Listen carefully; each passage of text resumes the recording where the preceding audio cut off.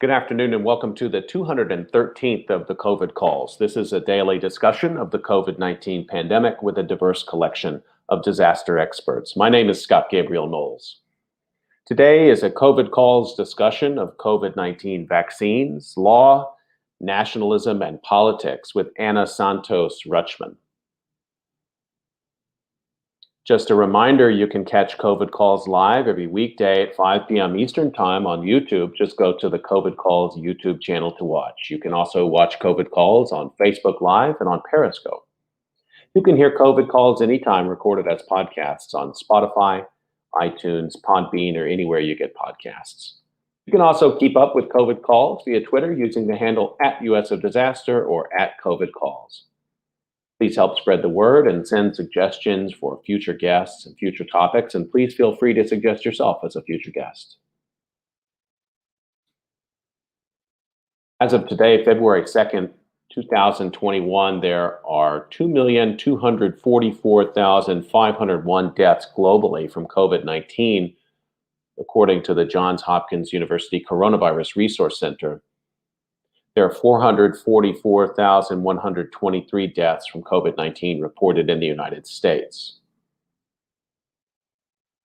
As a way to bring some humanity to the numbers, I've been reading a life story or a story of advocacy for those impacted by the pandemic in some way, and I'd like to continue that now. The headline is Tom Moore, who cheered COVID-ravaged UK with charity walks, dies at 100.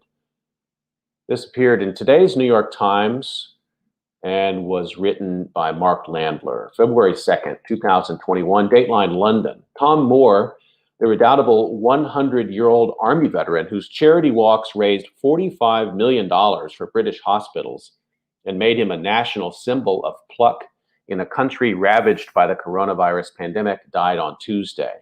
His death was announced on his Twitter account. Mr. Moore had been treated for pneumonia in recent weeks and tested positive for the coronavirus last month.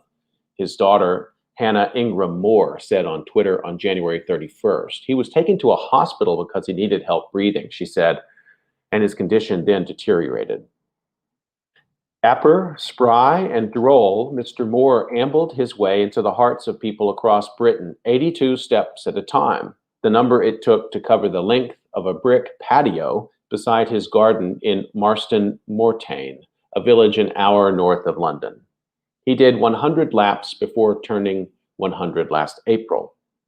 Mr. Moore's feat, which grew out of a challenge from his son-in-law, became a media sensation when Miss Ingram Moore publicized her father's walks and began an online fundraising campaign for the National Health Service in the UK, with donors that included Prince William, who called him a one-man fundraising machine.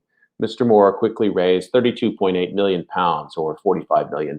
In the process, Mr. Moore became a pop culture phenomenon. His walks were broadcast by the BBC,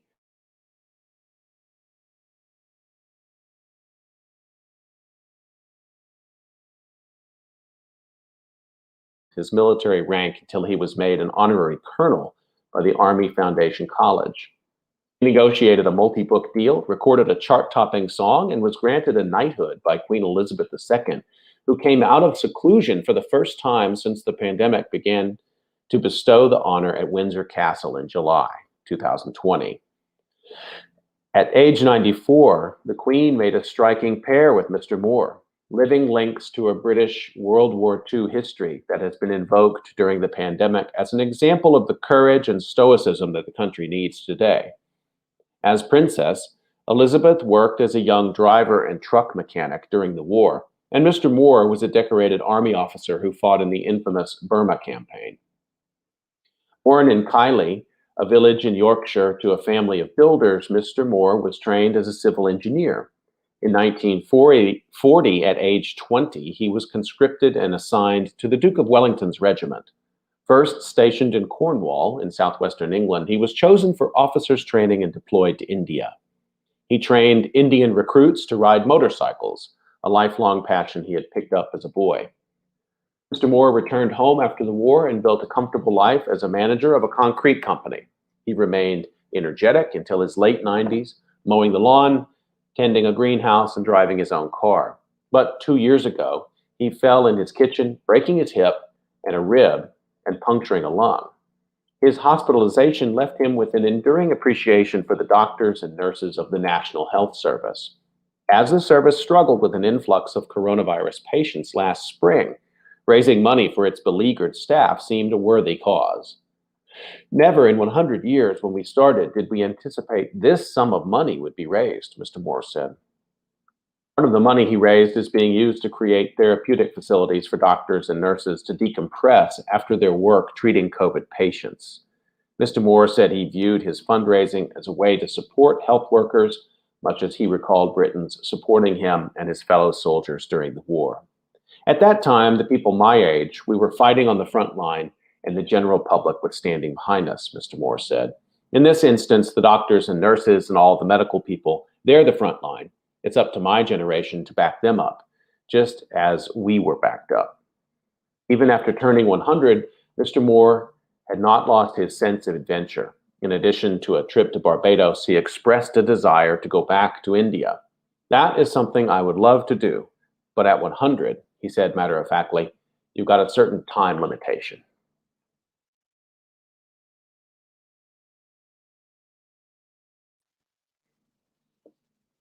Okay, let's turn to our conversation for today. I'm really pleased to introduce my guest. Dr. Ana Santos Rutschman has been assistant professor at St. Louis University School of Law since 2018. She focuses on topics related to health law, innovation in the life sciences, intellectual property, and law and technology. At St. Louis University, she teaches FDA law and policy, the seminar Emerging Health Technologies, Vaccine Law and Policy, and Patent Law and Property. Her legal scholarship has appeared or is forthcoming in the UCLA Law Review, Emory Law Journal, Yale Law Journal Forum, Michigan Law Review Online, among many other venues, and her commentary pieces have also been published in the St. Louis Post-Dispatch, Huffington Post, Health Affairs blog, and The Conversation, again, among many other venues. She has a forthcoming book, Vaccines as Technology, Innovation, Barriers, and the Public Interest, which will be coming out with Cambridge University Press in 2022. She's also worked as a consultant to the World Health Organization in 2015 and 16 during the Ebola and Zika outbreaks. Dr. Rutschman, thank you so much for joining me today on COVID Calls. Thank you for having me. It's kind of awkward because I should say I'm very happy to be here, but I wish we didn't have, the reason that propels these conversations. But since it's happening, thank you for having me, and I look forward to discussing these issues with you. You know, that's what you've just said is something that so many people, we still find it hard to even talk about this uncanny time that we live in. I find myself with emails, corresponding with people who are going to come on COVID calls, and I say, we're going to have a great conversation, or it's great, you can join. I think these superlatives are failing us somehow. We don't have the right language to talk about this time, even a year into it, or maybe I don't.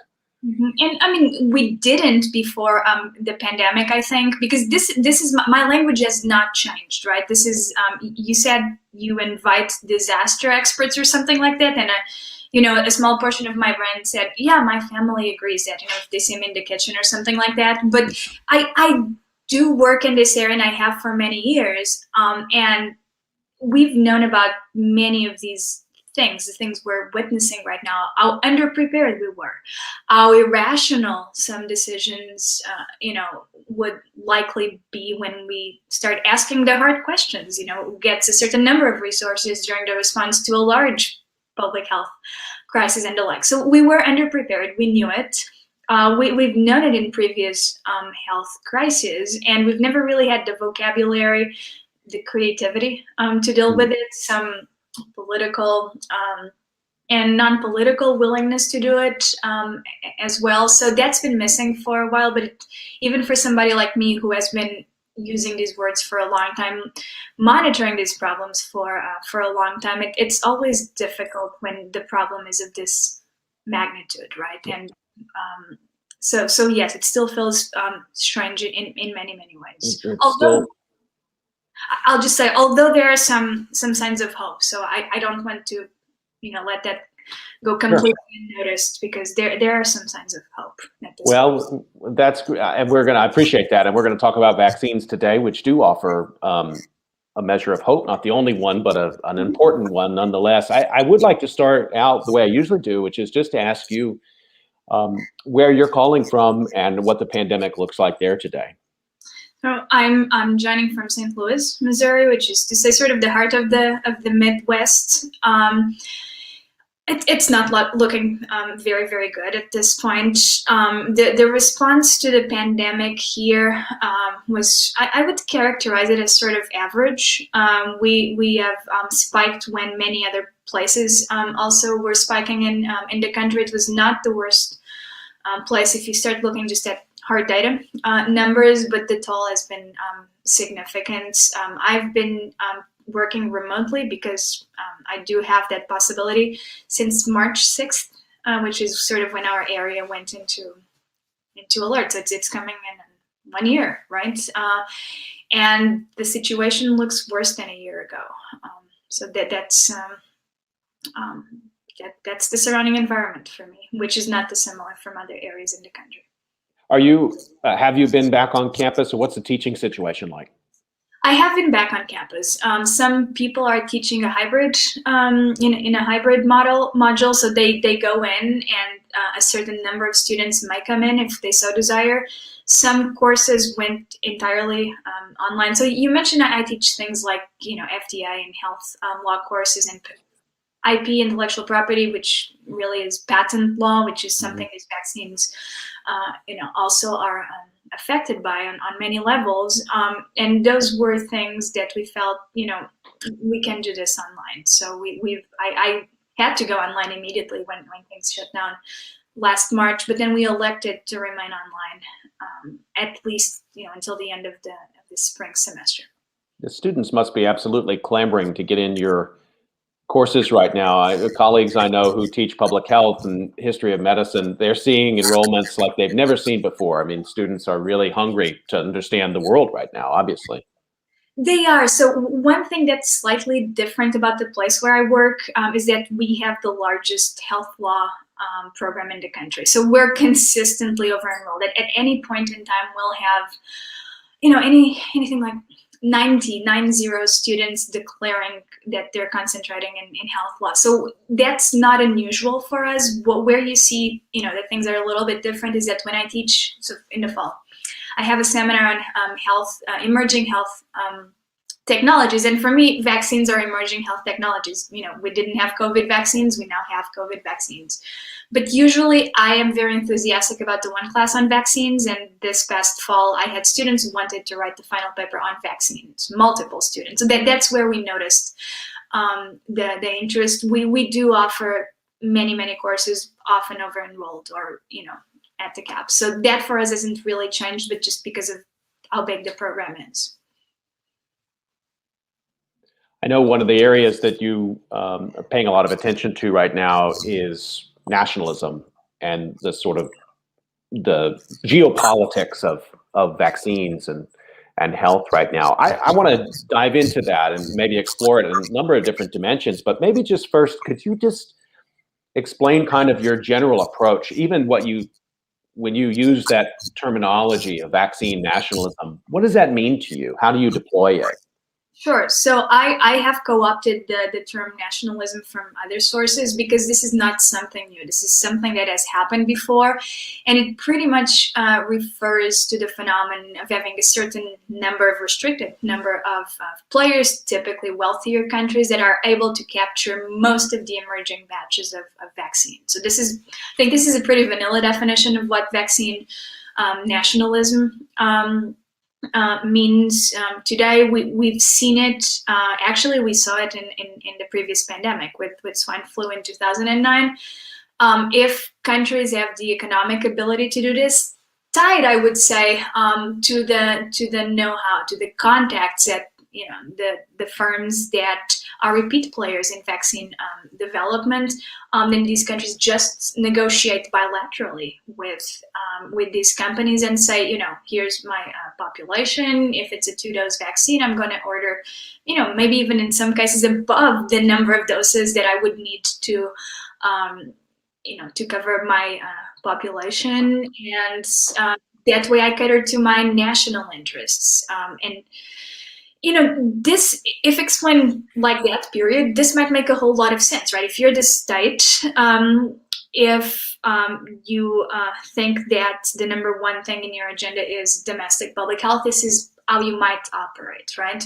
But outbreaks, pathogens know no boundaries, physical and geographical boundaries. So this is going to complicate any calculations that we may want to make. First, in tackling the problem from a regional, transnational, with COVID, a global perspective, and also that means that you are going to likely compromise the position of countries that are not as wealthy and are not going to be able to access either vaccines at all, or in some cases, what's going to be left for them is just not enough for their own domestic needs. So that's how we understand vaccine nationalism. Because I'm a law professor, what I see is contracts at work in a way that produce some results that, again, from a global or transnational perspective, I'm uncomfortable with.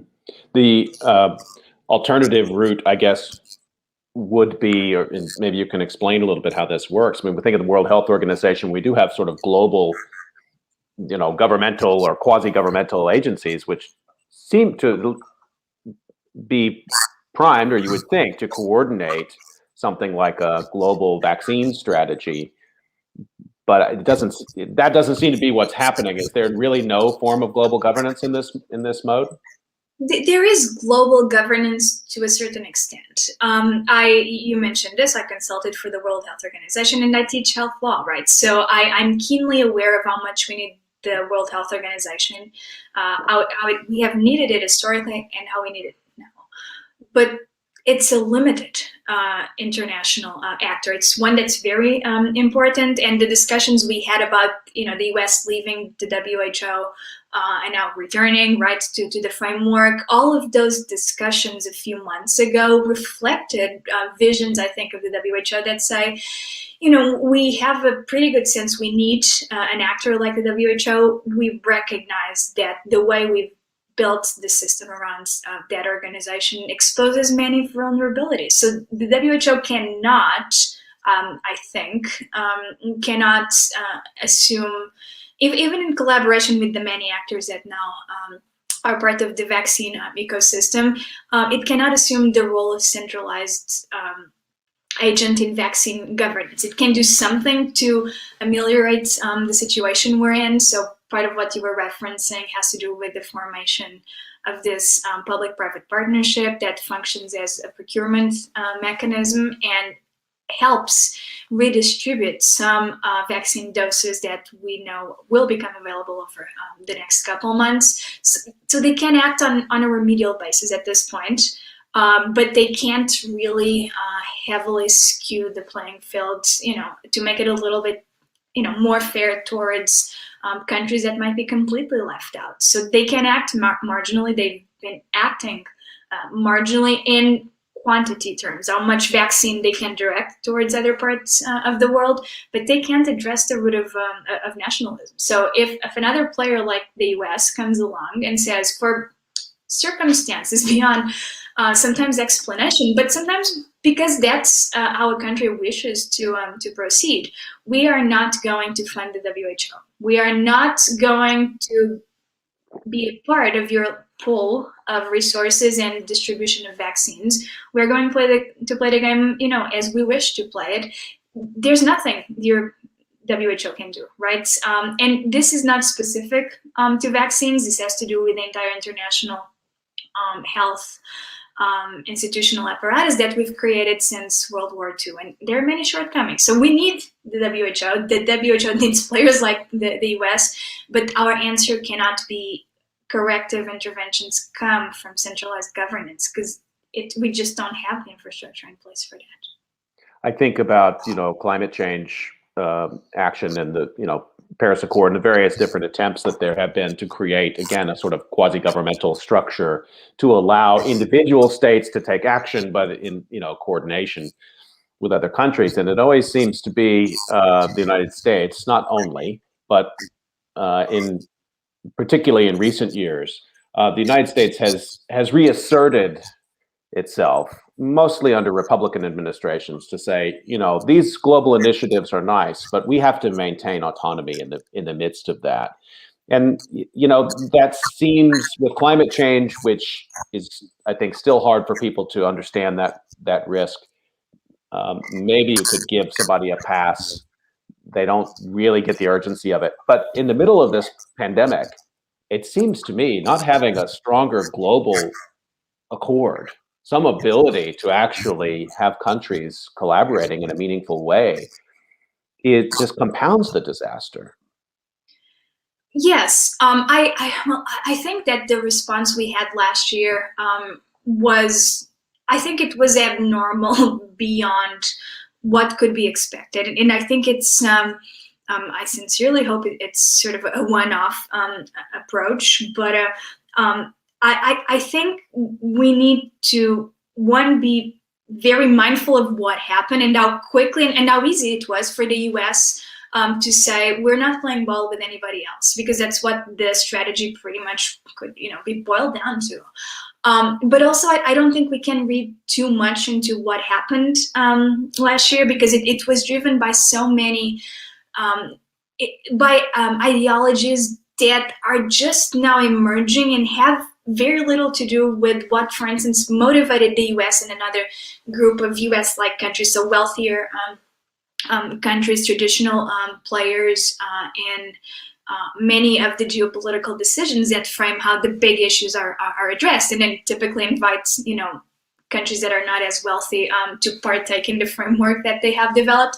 The US did exactly the same thing in 2009 during the swine flu, and so did Canada and the UK, right?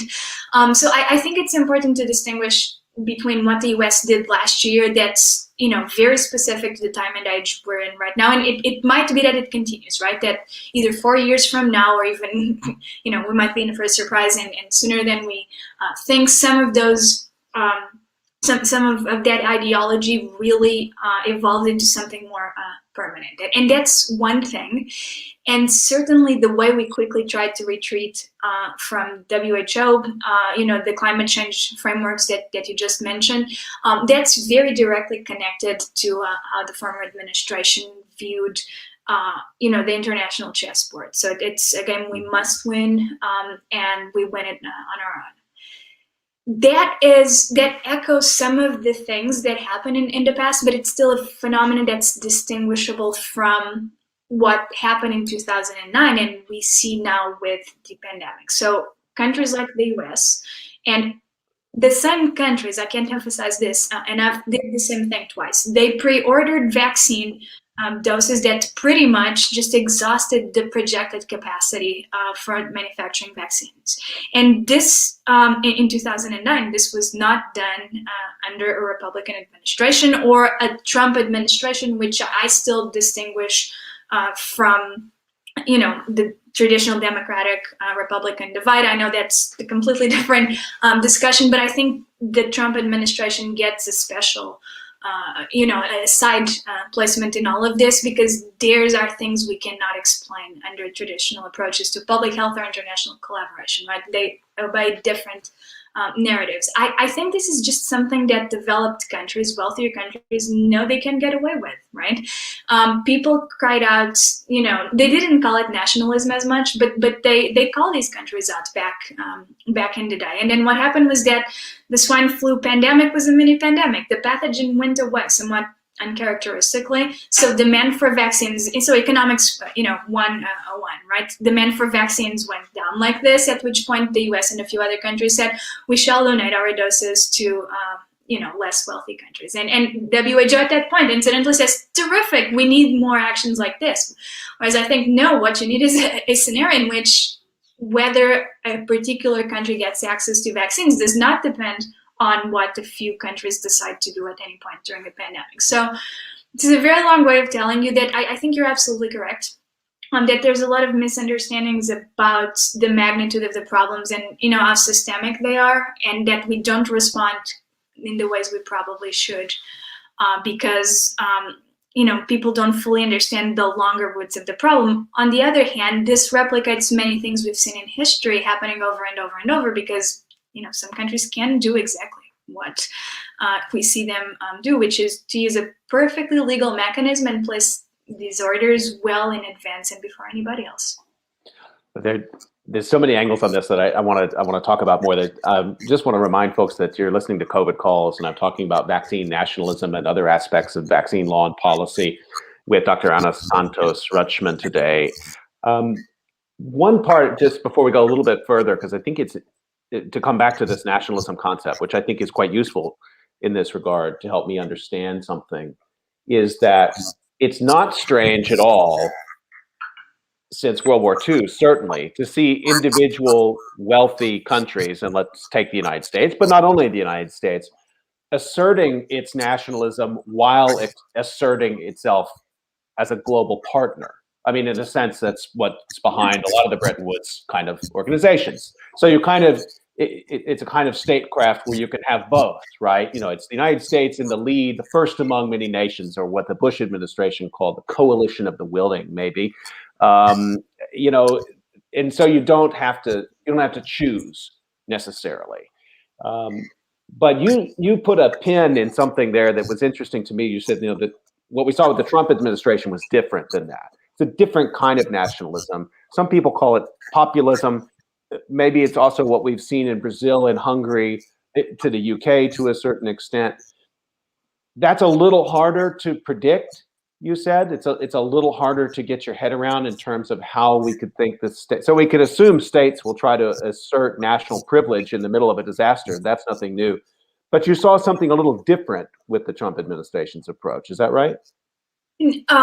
Yes, I think many of us did. So what I would like to emphasize, and that's why I bring up the 2009 swine flu pandemic, which triggered a vaccine race. Many people probably did not hear about it, but there was a race like this one going on. There was another with Ebola and Zika. They were not pandemics that affected countries like the US, right? But so this is something we've seen, and now we've seen it under different administrations, and we've seen it in different countries for that matter, right? So you and I are talking in the US and about the US because obviously the US carries a lot of force in international discourses, negotiations, etc. Right? But this is something we've seen over and over and over, and we've seen administrations with different leanings doing similar things. And you mentioned something that's I think important to remind people of, which is to say the same actions can be presented under dual lenses, right? The US can say, we are international partners. We are not doing what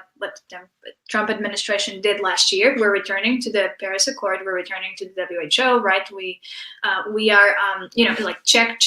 We do all this, right? While at the same time saying, and next time there's a pandemic, we're going to place an order for 200 million to begin with and reserve some more. So, and I understand, I fully understand and see how both things are rationalized, at exactly the same time, right? And we know why this happens. What happened last year with the Trump administration was, I think, of a different nature and tied into, what people have called populism, tied into some erratic behavior at some point. A lot probably also tied to the necessity of, having something to show off, something to talk about, but not even navigating the waters properly. I'm thinking about the attempts to contact German pharmaceutical companies and the approach that if I want this, I shall buy it, right? And Angela Merkel and a few other people in the German government were very vocal about how they did not like that approach and would never permit that to happen, and immediately bought more stock in some of these companies. Then the administration approached Sanofi, and so a French pharmaceutical company wanting preference. Again, this is all contracts at work, and this idea that if we want something, there's a contractual mechanism that will make this work out for me in the end.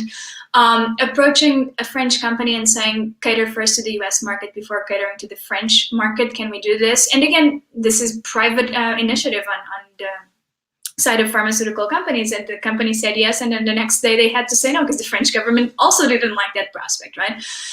So these are some things that I think the way the response was structured, and particularly the purchase of vaccines or these attempts at negotiating visibly in ways that seem to replicate other traits of the administration, in particular the former president, right?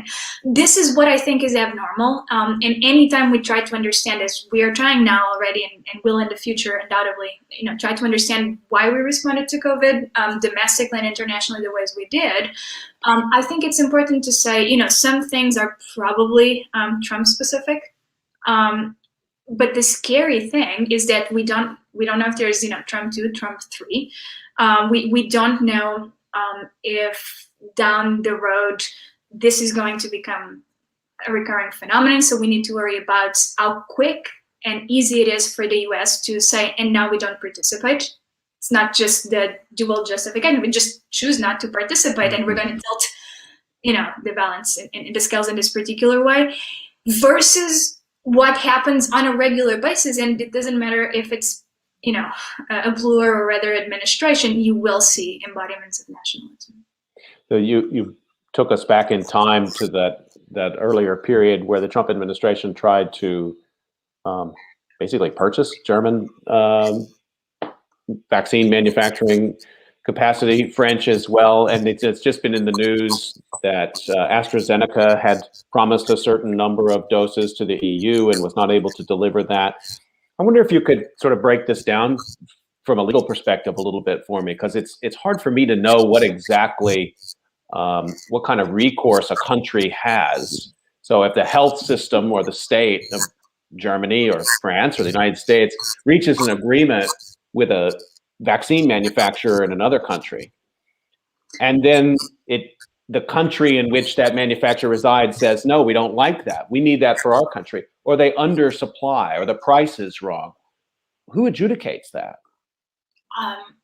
So those are difficult questions, and there's multiple questions in there. Because so the contracts cover some of these aspects, right?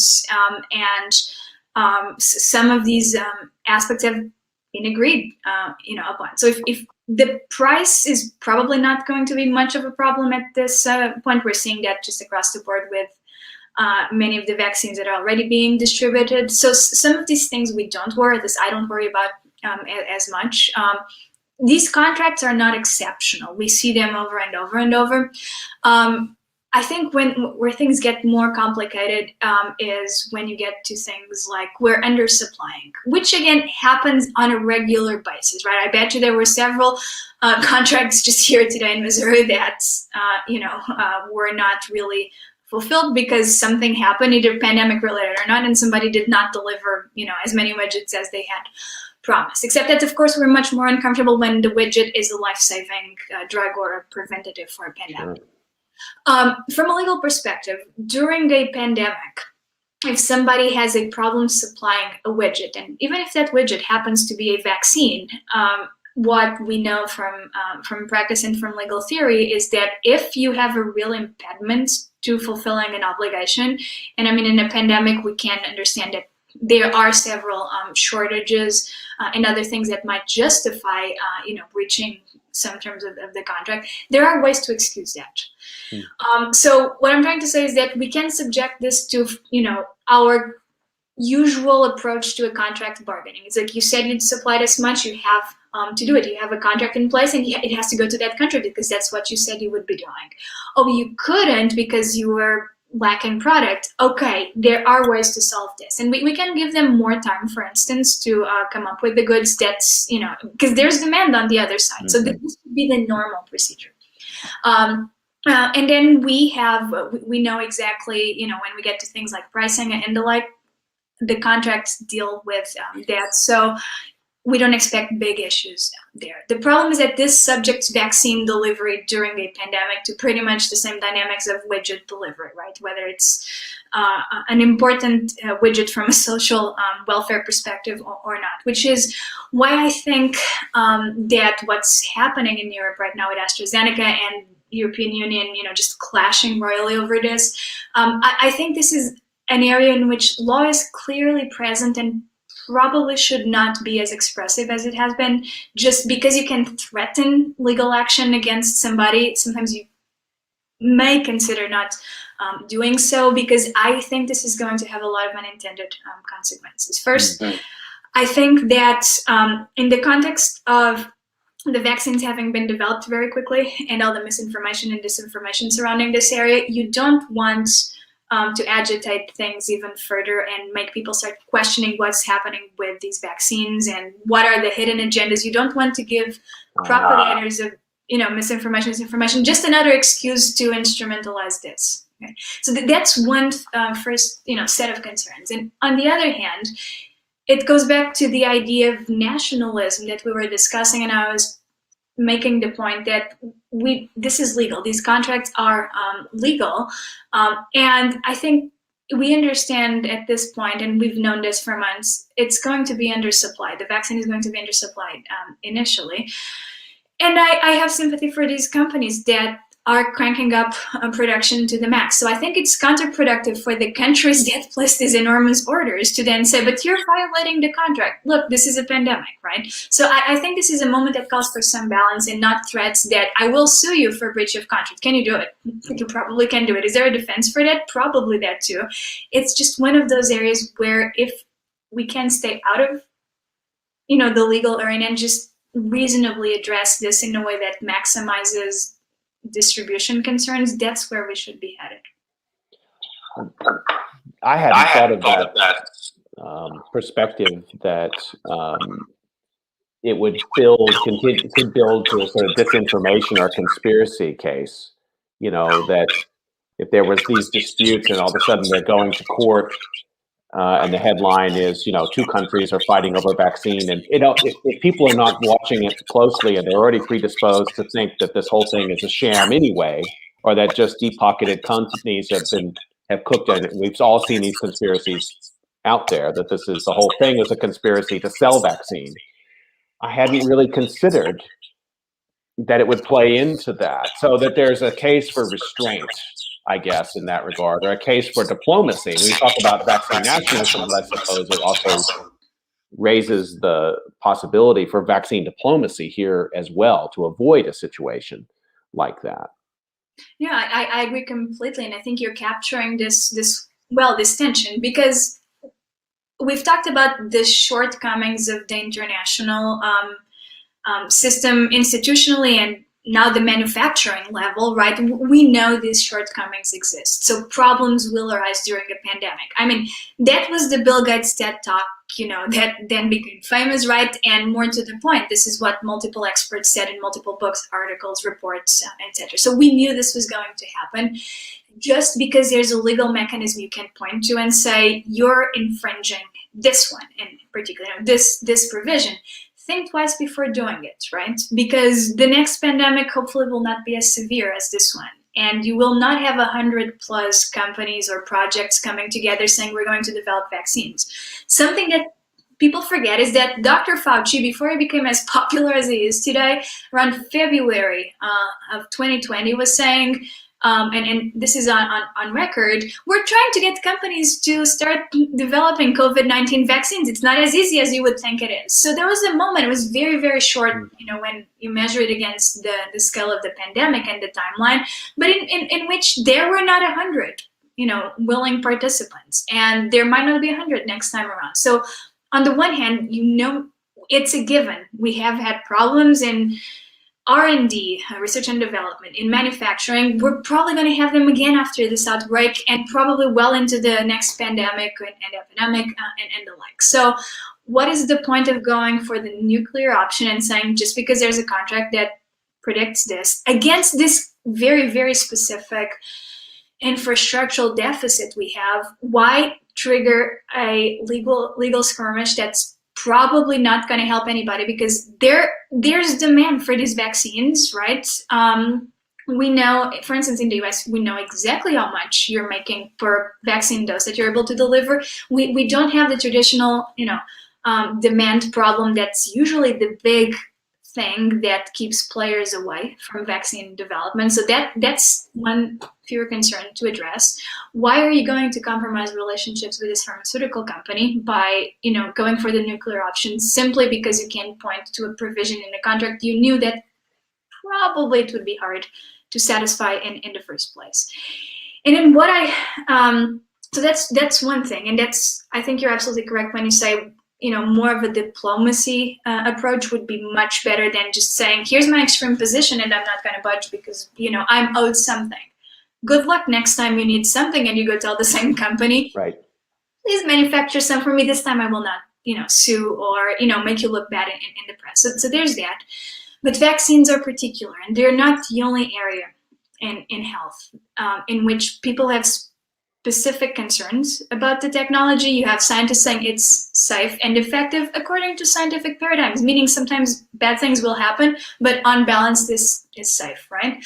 Vaccines have long been known as a turbulent area. So anything you do that's remotely vaccine related, that's going to include things like how you portray conflicts with the pharmaceutical companies that provide the vaccine that goes in your body, right? Mm-hmm.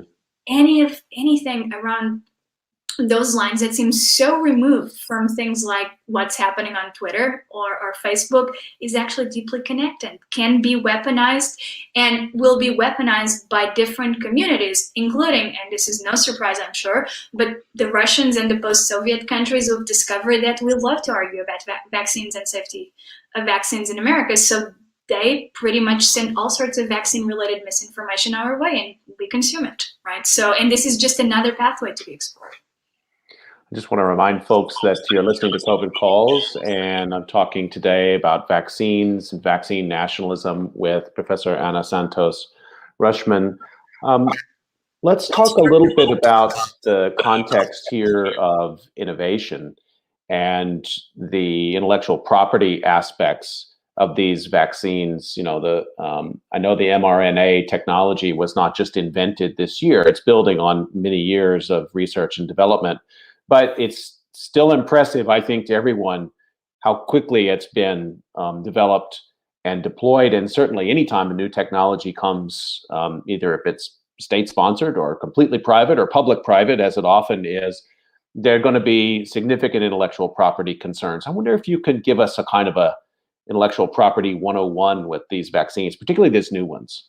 Okay, sure. So in law and in innovation theory, we call, in intellectual property, we really mean patents here. So we call patents sort of the default legal innovation regime. And what we mean by that is that if you think about law in general, we don't like, very severe market distortions, right? So if you do anything that affects competition, we normally just, slap you a wrist or do something worse and don't let you do it. And patents do the opposite. They make sure that for a period of time, you are going to distort the market to the point that you're probably going to be the only one able to commercialize that specific version of the technology. So patents do something that law traditionally doesn't allow you to do, be sort of the monopolist or quasi-monopolist in a particular area, because the assumption is if we don't do this, we know that certain areas, and this most definitely includes vaccine development, are just not very profitable. If you think about what these companies, the ones you've heard about, let's set Moderna aside because they've never really marketed anything, so they're sort of a different type of company, but everybody else really known in the pharmaceutical and biopharmaceutical space, you go look in their business plans, and vaccine development for most of them is marginal, right? It's not to say that some of them don't turn a profit on vaccines. Some do, but it's very, very small compared to other areas they spend money on. And many companies actually just lose money on vaccine development. So the assumption is if we don't give you a patent, there's not enough of an incentive for you to come to market. And that's why anytime there's a vaccine race or a drug race of some sort, everybody asks about the intellectual property landscape because you assume it's going to be populated pretty heavily. So here's the deal with COVID-19 vaccines. We don't fully know what the patent landscape looks like. And one reason is purely technical, which is patent offices, sometimes take up to 18 months to publish patent applications. So it's possible that some of the aspects of the technologies, particularly the mRNA technology and things that we have not had in the market as long are covered by patents, and we don't fully know yet. So we've known since last year that the first COVID-19 vaccine related patent was issued in China. That's the first. They announced it, so that's one way to find out. We have some good ideas of about what's happening in the US and a few other places, but it's sort of foggy. So there's a lot of uncertainty about what is happening for sure, which is not typically how things unfold, right? Because it's the first time in the field of vaccines in many, many decades at this point in which we have a disruptive technology like mRNA. And it's a type of technology that we think is going to be useful in vaccines, different types of vaccines targeting diseases that so far don't have a vaccine, but also in other areas, personalized medicine. We anticipate the technology being used in many other areas. So intellectual property in one particular segment of the technology is going to be very valuable, but we still don't have a sense of what it looks like. So that's sort of how things look right now. And then oddly enough, I'll conclude by saying this, none of it is really of concern right now. I have some question marks about what's going to happen in the future when we start looking at the mRNA vaccine technology and patents. Think about CRISPR, right?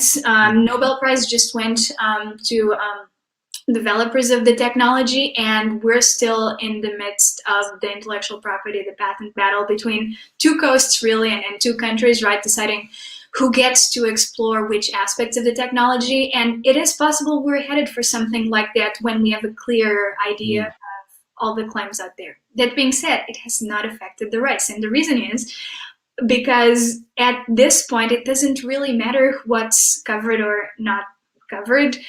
There's no way to compete with these pharmaceutical companies. And we go back to the infrastructural shortages again. You can't just replicate a vaccine like you replicate Tylenol. I show you a pill and you make a copy. There's just no way. Even if I were to tell you how to make the vaccine, you can't just set up the manufacturing infrastructure.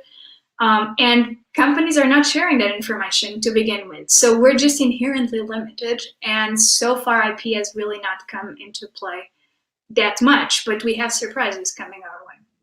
It's an interesting dimension of that, but the way you're describing it, because of the significant market power of these pharmaceutical companies. It's not like they're in a IP race with a startup company or something like that. I mean, these are big, deep-pocketed companies that have been pursuing similar lines of research, many of them at the same time. But I just want to, first of all, am I describing that correctly? I mean, we're really not talking about a concern that a court might have that, hey, monopoly concern notwithstanding, this is not an issue where smaller companies are being crowded out because they just couldn't compete in that space. Is that correct? In terms of COVID-19 vaccines, I mean, you've seen that warp speed is, it's a limited number of players, and then we know what the candidates are elsewhere. That's it for COVID-19. There's no room for anybody else. So when you move that quickly, it's going to be the players with the infrastructure in place, which also are going to be the ones that have been in talks with different agencies, right, in the US, so different parts of the government, well, here and abroad, right? So that's where the know-how, the institutional know-how is. So there's no way for a startup to be one that fast or have the manufacturing possibilities, or even have negotiated with the government before. So in this context, yes. Down the road, however, that's where I don't know. This is one of those where I don't know what's going to happen, and the reason is we need to have a much better understanding of what the patent landscape looks like, because these are not the only company. Moderna was not the only company working on mRNA technology, right? And it's when we start looking into what exactly is covered, by under the umbrella of COVID-19 vaccine-related technology, and what are the frontiers between that and applying the same type of platform technology for a different purpose. And you might well have smaller companies there. So it's sort of the future, and it's the beyond COVID-19 vaccine area, but patents issuing, now or soon. That's what's going to be really, really interesting, because you're absolutely right. These are all big players. Even Moderna which has never brought a product to a market, but it's an enormous player. So they look kind of like the new kid on the block. So they would be the startup, except that they're not. Their scientific knowledge, their funding situation, their personal and institutional relationship with government agencies, and I mean this in the best possible way, because that's also necessary to bring products to market. They're pretty much like one of the big players, one of them, right? Just a slightly different profile. But they started out smaller than, like Pfizer or Sanofi did in this race, or even 10 years ago when they started playing around with mRNA technology. They started out small because a lot of the stuff you can do in R&D for mRNA can be done at a small scale. So if we start finding all these patents, you will also find startups or quasi-startups at that point working in areas that are adjacent to what these patents are likely to cover, and that's where skirmishes might start, but we don't know that yet. It's really fascinating, and so if it, I think I've got this right, and you correct me where I'm wrong here. You've got a situation where in the middle of a disaster, and the government creates Operation Warp Speed. They're trying to encourage as many different entrants into the marketplace as possible because it's of utmost national concern. We're just talking about the U.S. here. They don't worry too much on the front end of the possibility for patent competition down the road. They believe that basically that can be sorted out. I mean, or is it possible that it kind of set up a situation here where there's going to be a lot of litigation down the road because you're inviting these companies into the same space? I don't think they were too concerned about the IP situation, rather frankly, when they said, with Warp Speed, I think they were actually trying to minimize the number of players. And that's why you saw initially there's 4 front runners and 6, because again, going back to the beginning, it doesn't make sense to have 100 or almost 200, as we did at one point, vaccine development projects. It doesn't make sense. That's too much. We're better at vaccine development than that, right? So there was dispersion of resources and attention, and some of these projects were just free riding on the opportunity, and we knew they were going to go away. So I don't love the way Warp Speed was set up. I think it's very problematic. I think it should be transformed into something else if we're going to make it a permanent feature of our system. But they were getting one thing right, which is reduce the number of players. And when they did, when you start looking at the vaccines, the technology is different. It's sufficiently different, between the different companies. So I don't think they were breeding intellectual property disputes for the future.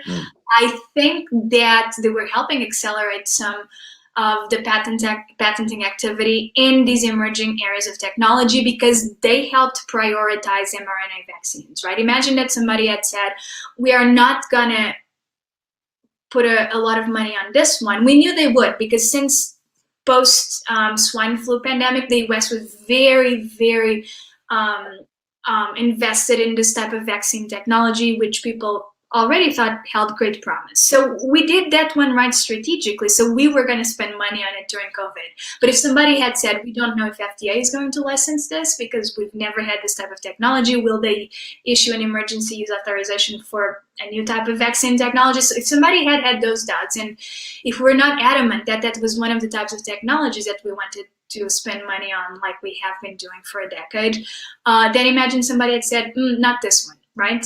You would not see as much, a flurry of activity in mRNA R&D in general. So we've helped with that. The pandemic has helped with that. You were going to get mRNA vaccines anyways, but you would have gotten them 5-10 years from now. Right, just not at that speed. And anytime there's an emerging area of technology, patenting and attempts to patent things in those adjacent areas just increase. So that's a byproduct. That's how the system works. Okay, whatever the next big technology is, you're going to see more patenting activity in that area. So that's inevitable, and we just need to, be prepared for that, right? But I don't know that we're going to have a CRISPR-like fight in this area. We don't necessarily have to. It's just we need to be pretty aware at this point that we don't fully know what it looks like and what the implications are going to be for players, doing follow-on research after COVID. Thank you for explaining that in that detail. There's another piece of this I want to turn to. You mentioned earlier about disinformation. It's been a theme we've talked about a lot in COVID calls. There's tremendous research happening right now about disinformation, misinformation, conspiracy. They're not all the same. Anti-vaccination is also different from vaccine hesitancy. They're all connected. They're all maybe next door to each other, but with different purposes and different players. Having said all of that, I'm really curious about the law here. What can somebody say about a vaccine? What can somebody say about a pharmaceutical company in this time, and particularly in social media, where, as you pointed out earlier, particularly bad actors or people who want to create fear of vaccine. They have talked about Russia, for example, intentionally using it as a sort of cyber warfare tool. I'm just sort of curious of what the limits are here. I mean, in that context, it's war, and so there's not much that we can do in a courtroom against Russia. But in the United States, I'm curious, what can people say about vaccine company and get away with it? So, that's a good set of questions. Yeah. Too many questions. Everything you work on is so fascinating. I'm asking too many things, but sorry, whatever of that is interesting, go ahead and no, I think you just managed to invite a law professor that, has now said it once and I think now twice that, maybe we shouldn't be thinking about law that much. It is funny to me that, I went into law because I thought it was fascinating, the roles that laws and regulations play and just how easy it is to, something invisible, and it will dictate who gets a vaccine and who doesn't, who gets to say something and who doesn't. And then here I am telling you it's maybe probably most definitely not about what the law can do. It's about what we should do, absent legal interventions, I think. Here's the thing. You can pretty much say whatever you want about vaccines because freedom of speech, right? And in the context that I think worries me the most, and the one where vaccine misinformation, disinformation, conspiracy theories are the most prevalent, that's the online environment and social media in particular. We know this is how vaccine misinformation, which I'm going to use as a sort of a catch-all term for all the things we wish was not, we're not being conveyed online, but are because they're inaccurate about vaccines. All this misinformation travels predominantly these days through social media.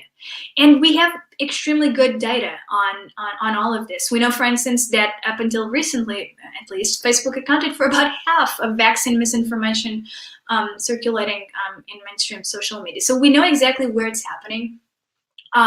The problem is that it's really, we don't have a way to, or an effective way to compel social media to remove a lot of this content. There's a fair amount of social media self-regulation, some of it, I think, commendable, a lot of it insufficient because, long story.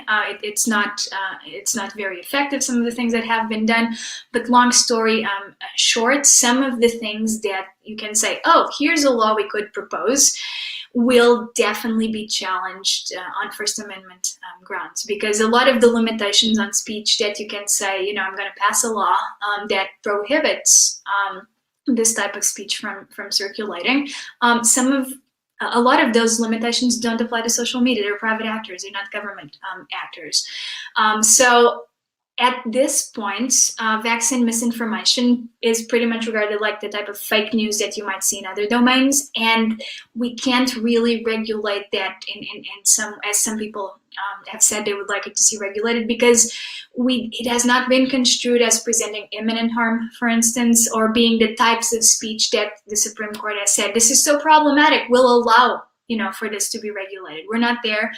And then there's something called Section 230 that says, and for very good reasons, it says that social media have some leeway, right? So if there's content that they're hosting that's problematic, they still get to carry that, and if they get to decide which steps to take towards removing that content. So legally, you can again go for a nuclear option and say we are going to say this type of speech is pretty much like the most problematic form of speech, like hate speech, and you make that case. make that case now, try to pass a law like that now during a pandemic. You're going to fuel contestation of vaccines. Right.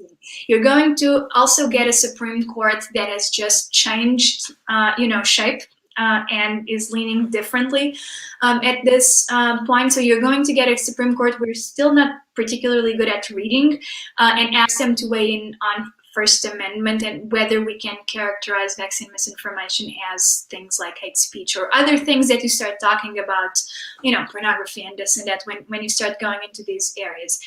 It's not what I would recommend during a pandemic, rather frankly. So can we build legal arguments, put them together and say, this is how we could get some of this removed automatically? Yeah, we can. My students can make that case, right? After a few months of law school. Should we be doing that? I'm not sure we should be doing that, because I think it's going to get even more combustible when we talk about vaccines. But when, Facebook or Twitter puts additional information up next to a tweet or a post to say, this may not be true, or when they go further than that and they ban certain users, like, let's say, the former president of the United States, it's a private entity taking this action. They take that action because they want to be good corporate citizens. They take that action because they're afraid that they could be sued. They take that action because they think the Justice Department may be more aggressive under the next administration with this kind of thing. I think we don't have to choose one of those necessarily. But I'm curious, again, since you're an expert in this, when a company like Facebook or Twitter takes those kind of steps, they're signaling that they're aware of this as a problem, but they're dealing with it in a private way. They're not inviting regulation. What are they really concerned about there? I think, as you mentioned, there's a mix of motivations, and it really is social media specific. I think so. You had Pinterest early on. So Pinterest did this before COVID because we had outbreaks of measles in 2019 across the U.S., and they were resurfacing in areas in which vaccination rates started dropping dramatically. And this is not exclusive to the U.S. Actually, the Western world at this point is largely contending with the same problem, and we're seeing rates of vaccine confidence go up in places like Africa. So this is not specific at all to the U.S., but we saw some social media intervening early on. So Pinterest initially said, we're blocking vaccine posts. That's it, right? It's a suppression approach, and then they paired that with the kind of educational materials you were talking about. And then you had the likes of Facebook that resisted self-regulation for the longest time, and even some of the things you've seen announced recently that, yes, they're amping it up a little bit, but they still allow for the monetization of vaccine misinformation, for funneling strategies that start on Facebook and then will take people to, newsletters, and at the end of the day, somebody's going to offer to sell them, some alternative medicine. So they've not really tackled this. And in some cases, you have a sense that Facebook has been involved in so much in terms of the fake news, misinformation discourse, from the Holocaust stance, right, in which they flipped completely, to electoral problems they've had. And I think for a player like Facebook, vaccine is one among these, right? Whereas some other social media have responded earlier to vaccine-related topics, because frankly, you probably should not be on Pinterest searching for information about vaccines in the first time. Right? It's for cross-stitch and other things, right? So I think there's a breadth of motivations behind these responses, but I think some of them are limited deliberately because some of these companies, and Facebook is known for that, are trying to appear as good citizens while not addressing the roots of misinformation. And given the system we have in place, I'm not even sure I can say we should ask this of Facebook. But why should we ask this of Facebook when we've built a system in which we've said this is how the internet works? We knew some evils were going to come out of it, and I think we need, much as I would like to see, misinformation disappear overnight in the field of vaccines, at least, I understand that a very stringent proposal might affect how the internet works, and some of the freedoms we don't want to lose collectively. I understand that. So it's more than striking that balance between deploying a very harsh law and Mhm. asking for Supreme Court challenging it many months or years down the road, and letting this absolute disparate approach amongst social media occur. I think there's something in the middle that we probably should be doing, and that's talking across physical or digital table, as opposed to saying, and we're going to regulate you in this very stringent way. I think we're not going to get there, but we also should not let people make money off of misinformation. I think you have two things that are unacceptable, and we need to be more here in the middle, and we're not. We're still pretty much at the beginning of the conversation, I think. We're almost up on time, but I'd be remiss if I didn't ask you about one more area of your expertise, and that has to do with mandates. And we've seen the new administration has just come out, saying there's a mask mandate now in transportation. Anytime I guess you're crossing state lines, you gotta wear the mask now. There's been some discussion, even on COVID calls. I've had a chance to speak to some experts about vaccine mandates. Most of the people I've talked to don't expect to see something like that. But I would like to get your perspective on it, particularly because we're still very early in the Biden administration, and they've been assertive, at least on the mask mandate. I haven't heard any discussion on their part on vaccine mandates, but certainly that's something the administration could consider in federal workplaces, obviously. What are some of your thinking on this? So I think that masks and vaccines, in terms of mandates, apples and oranges. And I'm a big fan of the mask mandates. I think, except when it comes to things like mandates or obligations that would cover healthcare professionals for obvious reasons, because we have those. We have requirements that people be vaccinated against the flu, for instance, if they want to work in certain places where they're in contact with either a lot of potential carriers of the disease or people with vulnerable immune systems and the like.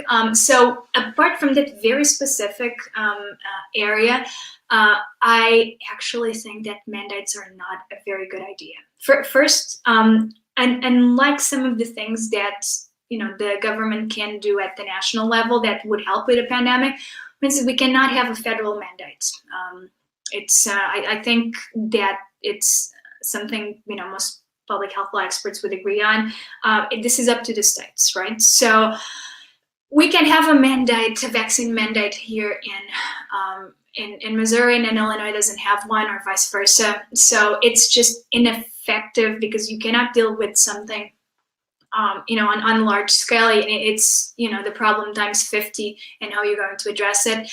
I don't think they're good localized tools at this point. One thing is what we have, for things like measles, in which you see something very uniform across the United States. You will not see that for COVID. So I don't think that state mandates are going to be very effective. And again, they're going to be very controversial. So why open the door to more controversy if, again, one state does it, the next one doesn't?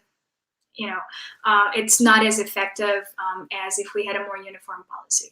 And on the other hand,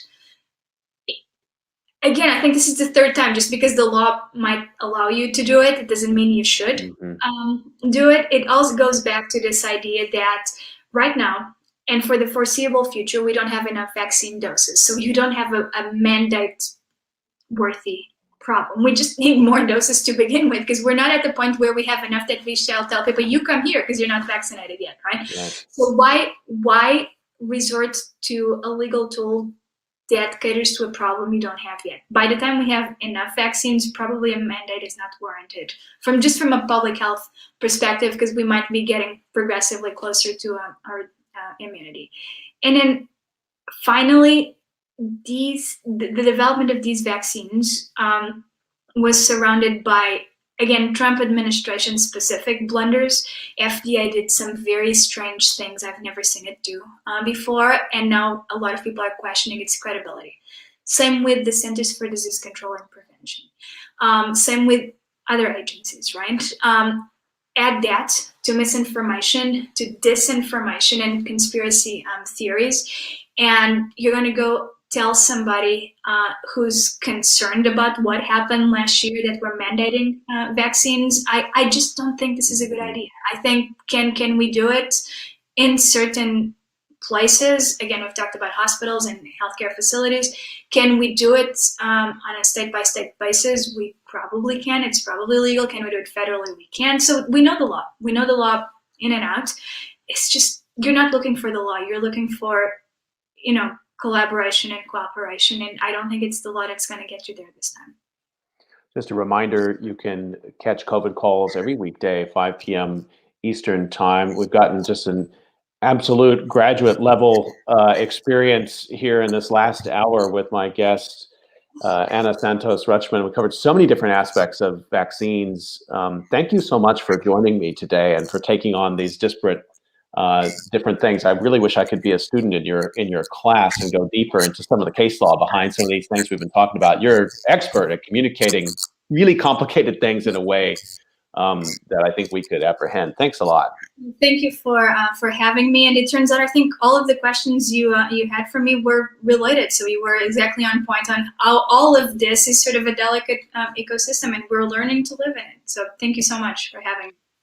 Just want to remind everybody, you can catch COVID calls every weekday, 5 p.m. And you can catch tomorrow, we're going to be starting, and for the rest of the week, 3 linked episodes in partnership with COVID Calls of the American Philosophical Society and the Linda Hall Library. Going to be 3 really interesting conversations, and we're going to have the first one tomorrow, talking just about what it's been like to run a research library amid COVID-19. I'll be talking with Lisa Brower, the director of the Linda Hall Library, and Patrick Spiro, the director of the American Philosophical Society. So thanking my guest, Anna Santos-Rutschman, once again, and please join us tomorrow at 5 o'clock. Stay healthy, everybody. We'll see you then.